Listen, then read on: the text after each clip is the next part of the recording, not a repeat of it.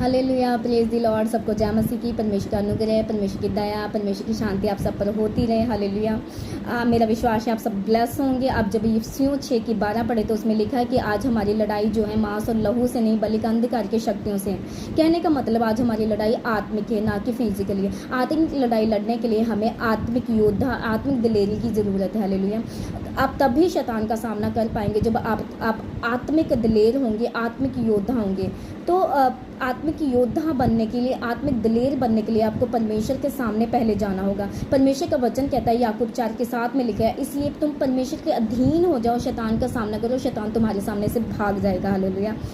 तो आज हमें आत्मिक दिलेरी के लिए, आत्मिक योद्धा बनने के लिए परमेश्वर के अधीन जाना होगा। हमें प्रार्थना करना, हमें उपवास रखना हो, तभी हम शैतान का सामना करने पाएंगे। हालेलुया। अगर मैं आपको एग्जांपल दूं, जो दाऊद था वो जो था वो आत्मिक दिलेर था, वो आत्मिक योद्धा था, ना कि फिजिकली योद्धा थे। उसके भाई जो थे वो फिजिकली योद्धा थे, वो फिजिकली दिलेर थे।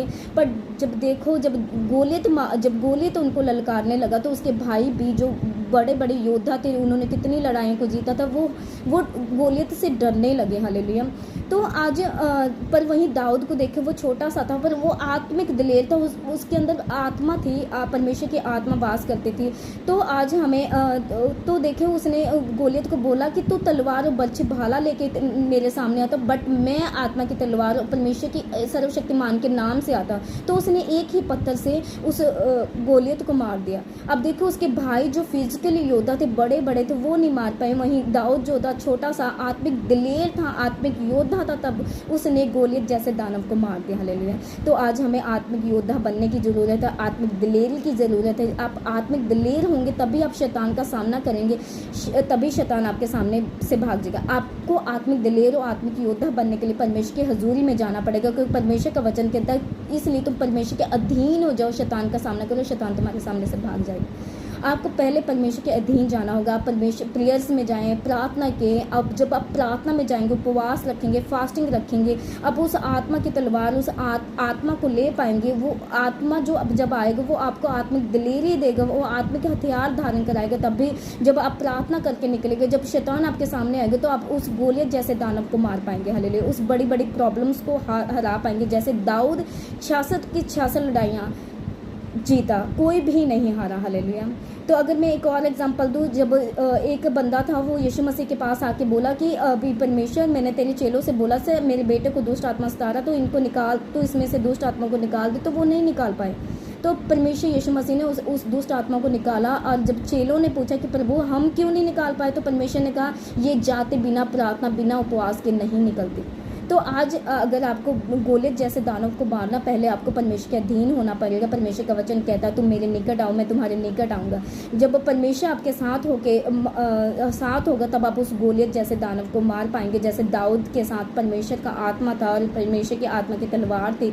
उसने उस परमेश्वर के आत्मा के द्वारा, उस दिलेरी के द्वारा, आत्मिक योद्धा होने की वजह से उसने शैतान को हरा दिया। हालेलुया।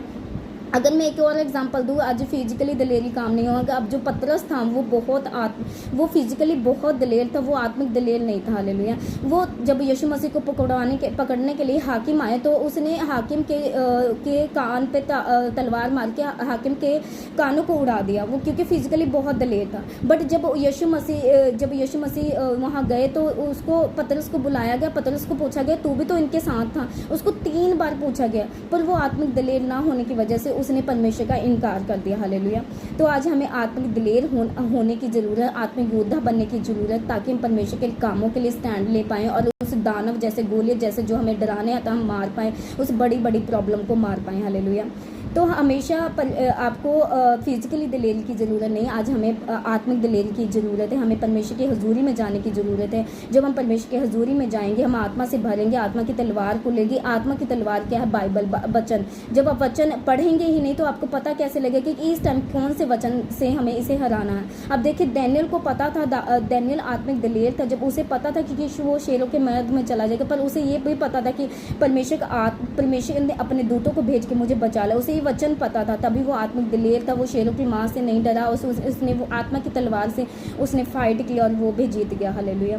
तो आज हमें आत्मिक दिलेर होने की ज़रूरत है। जब आप परमेश्वर की हजूरी में जाएंगे, प्रेयर करेंगे, फास्टिंग करेंगे, 3 टाइम परमेश्वर की हजूरी में जाएंगे। दाऊद 3 टाइम परमेश्वर 7 टाइम परमेश्वर की हजूरी में जाता था, डैनियल 3 टाइम, और कभी कोई उन्हें हरा नहीं सका। वो अपनी ज़िंदगी में विक्ट्री ही पाते आए हैं, बल्कि उनके राजा उनके आगे झुक गए थे। डैनियल जिस राजा के अधीन था, वो राजा उनके आगे झुक गए थे। हालेलुया। तो आज अगर आपको बड़े गोलियत को हराना तो परमेश्वर के हजूरी में जाएं, 3 टाइम प्रार्थनाएं करें, बाइबल पढ़ें, फास्टिंग करें, वचनों को याद करें, मेडिटेशन में जाएं, तो आज आपकी ज़िंदगी में जो भी बड़ी प्रॉब्लम होगी, आप उस गोलियत जैसे दानव को मार पाएंगे। तो मेरा विश्वास है, मेरी प्रार्थना है कि आप इस वचन के राय आप ब्लेस होंगे। इस प्रार्थना के द्वारा परमेश्वर आप गोलियत की जैसे दानव को मार पाएंगे। हालेलुया। मेरा विश्वास इस वचन के राय ब्लेस हैं। सबको जय मसीह की। God bless you.